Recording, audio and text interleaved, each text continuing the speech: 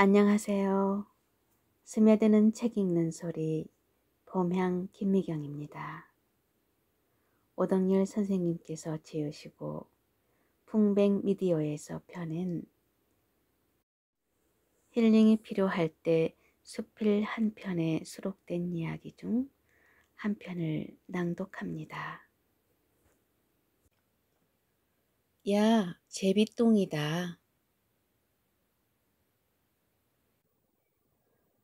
야, 제비똥이다. 고향집에 닿자마자 내가 지른 소리다. 제비가 왔대.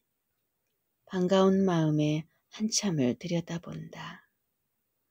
마루에 떨어진 하얀 분빗물을 고향집에 들를 때면 무슨 소식이나 있다냐 하면서 제비집을 보고 또 보았다. 작년부터 비어있는 제비집의 눈을 받고 항마을 사람들이 학을 기다리는 심정으로 제비를 기다리는 것이다. 기다려도 기다려도 감감무소식이던 차에 왔다간 흔적을 발견하였으니 반가울 수밖에. 그런데 흔적은 남았는데 제비는 보이지 않는다. 그렇다면 이제 마지막 떠난다는 기척이었을까? 한 지붕 밑에서 살았던 끈끈한 관계를 접으려는 것인가? 뭐가 틀려도 단단히 틀린 모양이다. 저녁녘까지도 제비는 얼씬도 않았다. 제비는 안이 오고 지난 일들만 스쳐간다. 봄이면 찾아와 물가의 흙과 검부를 잘 이겨서 집을 짓곤 했다. 암수는 날렵한 몸짓으로 마당을 스쳐 처마 밑으로 날아들기 시작했고 얼마 안 되어 알을 낳고 새끼를 깠다. 새끼들은 노란 부리로 짹짹짹짹 서로 먹이를 달라보챘다. 먹이를 넣어준 어미는 새끼가 싼 똥을 물고 집 밖으로 날았다. 새끼는 얼마 안 있어 똥을 가리고 날개짓을 하며 나는 연습을 하는 것이다. 두 발로 제 집에 매달려 며칠을 퍼덕이더니 날아서 지붕 위에 앉았다. 이렇게 두 배의 새끼를 치고 나면 가을이 가까웠다. 식구가 늘어난 제비는 아침 일찍 빨랫줄에서 지지배배 지지배배 논어를 읽기도 했다. 앉아 쉬거나 잠을 잘 때는 새끼들과 암수가 늘 알맞게 거리를 유지하고 있었다. 가을이 깊어지면 제비 가족은 모두 마을 앞 전깃줄에 모였다. 이제 또 겨울을 나기 위해 따뜻한 남쪽으로 떠날 채비를 하는 것이다. 제비 때는 가을 하늘 높이 윤모를 시작했다. 날아올랐다 내려오고 다시 치솟았다가는 하강하여 빙 들판을 돌다가 전깃줄에 앉기를 여러 번 하였다. 이런 제비의 군무를 다시 보려면 1년을 기다려야 했다.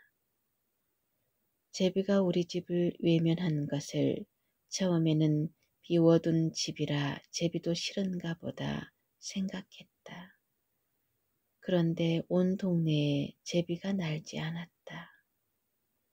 큰 문제가 생긴 것을 늦게야 깨달았다. 제비하고 거리를 알맞게 유지하지 못해 공생관계가 깨진 것이었다. 더불어 살아가는 데는 일정한 거리를 유지하는 일이 중요하다. 대인관계는 물론이고 동물과 식물, 사물과 현상 사이에서도 마찬가지다. 가까워야 할 때 너무 멀거나 멀어야 할 때 너무 가까우면 둘의 관계는 소원해지거나 깨질 수밖에 없는 것 아니던가. 고향은 이제 제비가 외면한 땅이 되고 말 것인가. 제비가 오지 않는 땅에도 봄이 오기는 하는가.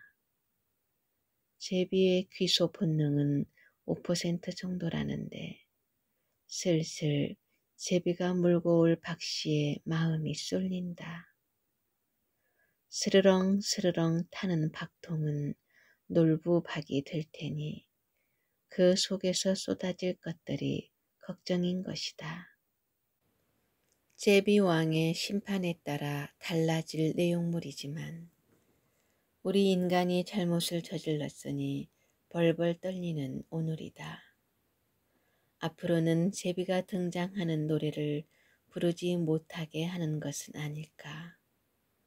흥부와 제비 이야기도 책에 싣지 못하게 하는 게 아닐까. 연미복을 입을 때는 제비왕에게 비싼 로열티를 지불하게 되지는 않을까. 제비 없는 골에 제비족만 풀어서 세상 시끄럽게 하는 것은 아닐까. 그리고 우리의 꿈을 펴지 못하게 하는 것은 아닐까. 그러다가 끝판에는 사람이 사라져야 하는 차례가 되지 않을까. 별이 별 걱정 끝에 약방 문을 찾아본다. 벼가 한창 배동을 하고 패기 시작하던 들녘이었다. 저녁 나절 농약 냄새가 코를 싸매게 했다. 농부는 어느 때부턴가 논과 밭에서 모자를 깊이 눌러 쓰고 입과 코를 가린 채 농약을 뿌려댔다. 가면을 쓴 농부가 제비 눈에는 저승사자가 분명했을 것이다.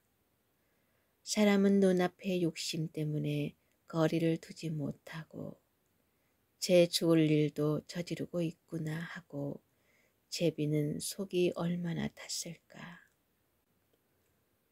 독한 냄새에 곤충들은 몸부림치며 뛰어올랐고 제비는 그걸 낚고챘다.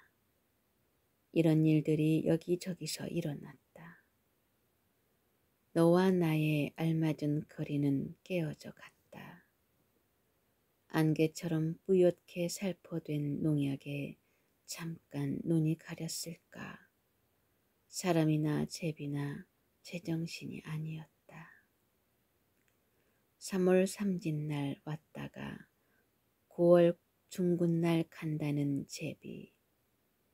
그 제비가 멸종 위기를 맞은 것은 농약임이 판명되었다. 제비의 몸에 농약이 쌓이면 알껍질이 엷어져서 새끼를 치지 못한다는 연구 결과가 나온 것이다. 일이 이렇게 심각하면 자연의 순리를 따르는 제비왕은 또 어떤 결단을 내릴 것인가. 우리는 정신을 바짝 차려야 할 때이다. 난국 타개의 방법은 하나뿐이다. 그것은 농약을 쓰지 않겠다는 친서를 제비왕에게 먼저 보내는 일이 아닐까. 마음이 정해지자 땅 속에서 하늘에서 아스라이 노랫소리가 들려온다. 제비 앞장 세우고 봄이 와요.